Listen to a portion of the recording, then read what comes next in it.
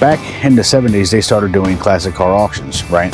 Well, over the time, and especially over the last 10, 15 years, probably 20 years actually, the market has gone out of sight because wealthy people need somewhere to put their money, and so they buy these cars and stick them in a private collection somewhere, or they get shipped overseas and they're never seen again, right? So there's become a market for individuals to go out and find these barn finds, or a car's been sitting for a long time, dump some money in it to make it in decent condition or great condition, and ship it off to auction to where somebody with real deep pockets buys it, and then it's gone. So I'll give you a little example of that. Everybody who's watching this probably knows who Richard Rollins is and Dennis Collins. Richard Rollins had Gaswing Garage. Dennis Collins has Coffee Walk, and I'm sure he does other stuff too. Nothing wrong with either one of those guys. I like the show Coffee Walk. I watch it all the time. He finds some really neat cars. However, I'll show you right here. It's a 60, I think it's a 63 split window coupe Corvette. Well, that is a hoop deep. Oh, it's rougher than a stucco bathtub, as you say. Well, cool car. I'm a big vet guy, at least older vets. I don't like the 80s vets. Actually, I don't like any of the new vets. I like all the old ones. Anyway, moving on. It's a 63 split window coupe. It's in very rough condition, and check it out. so you got $5,000 in that car. Yes, sir. And it's going to cost you every bit of $35,000. Jesus Christ. See what I'm saying? Richard Rollins paid $5,000 for that car. Dennis Collins then turns right around and spends $35,000 for that car. It'll go somewhere, get restored, and I'm not sure what split window coupes are going for at auction, but here, we'll find out right now. $350,000. You sure about that? Now granted, this is not the same car, so don't get that twisted. It's just an example of what they're going for. And then you have these big auctions, right? Like Barrett-Jackson and Mecum, and I'm sure there's plenty of others. And people go there, I think, to flex or to go out and play who has the bigger dick, because, you know, some of the money that gets spent on these cars is insane. Check this out. Race it, but they used it as a pit car during races. Fancy. You sure about that? Sold $550,000, Junior. You sure about that? Crazy, right? The industry has become a multi-billion dollar industry of these classic cars, muscle cars, you know, all your Chevelles, Mustangs, GTOs, GTXs, etc., etc. Hell, even Volkswagen Beetles, you know, anything that's old that anybody had an interest in becomes super popular, and so the market gets driven out of sight, right? Let me explain how.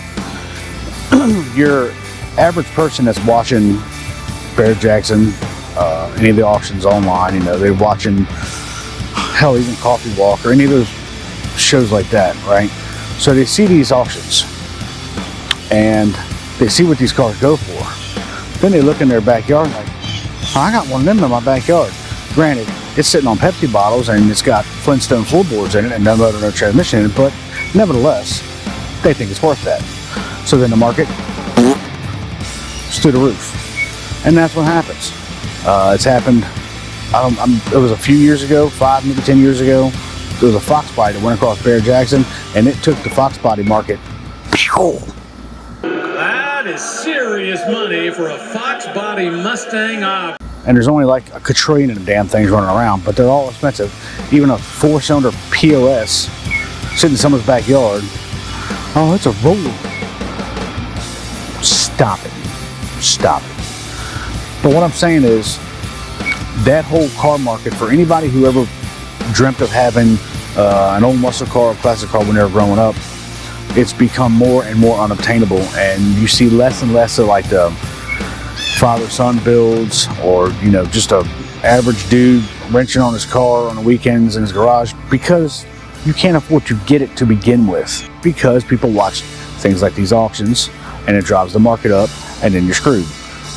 And then, you know, of course you got, like I said, no offense to the dude, guys like Dennis Collins, where he finds these wrecks out in the woods, and I've seen some shit that he's bought, and it's things that I wouldn't have never thought would have been repairable. But you know, he has the pockets to go out and put new frame rails in something, or buy a tub for a Jeep, or you know, anything like that. So basically, at the end of it, all you have was the original VIN number, because everything else has been replaced on a damn thing, and you know, you're $100 grand deep into it. That's, you know, average people, that just doesn't work. So and the other thing, and this is just a theory, so take it for what it's worth, it kind of makes me feel like sometimes that the wealthier people, you know, kind of look down upon average and lower class people as peasants. So, you know, we're not allowed to have any kind of cool shit like that. And so they're going to take it and take it away and put it somewhere so nobody can see it because it's theirs. Just a theory. I know it's kind of an asshole thing to say, but hey, I am kind of an asshole. So, with that being said, that's my thoughts on the whole muscle car, classic car situation. Let me know what y'all think in the comments. Maybe I'm full of shit, I don't know. But I do know what the market is, because I look a lot, and since I've been doing revivals and things like that, I've been looking a lot more than what I used to. And to find something, even that's been parked for however long, or you know, it needs a lot of work, prices have gotten insane, and it makes it real hard to do this kind of thing, which is why I haven't done a revival in a little while, because I hadn't had the money to go buy anything. Not, you know, nobody can go out and spend $4 or $5 grand on something that's been parked since 1980, and you know, you could sit in the seat and push it with your feet. You know what I'm saying? So that makes it more difficult, and I don't know if it's going to get any better. Probably not. It'll probably get worse because, you know, inflation. Maybe that'll change. Maybe it won't. In any event, let me know what you guys think. Subscribe, comment, like, share, all that good BS. And like I said, this wasn't a bashing video by any stretch of the imagination. I just figured we talk about it, because the more and more you see it, kind of gets, when you see some of these prices like the ones I just showed you, it almost makes you sick to your stomach. Like, Jesus God, you're gonna spend $500,000 on something that was probably $6 grand brand new. That's too much flexing. Come on, y'all. Some of you wealthy people, you ain't got to play who has the bigger dick. Stop it. That's just ridiculous.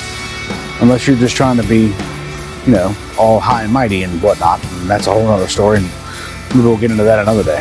So for now, like I always say, y'all, hey, stay true to yourself.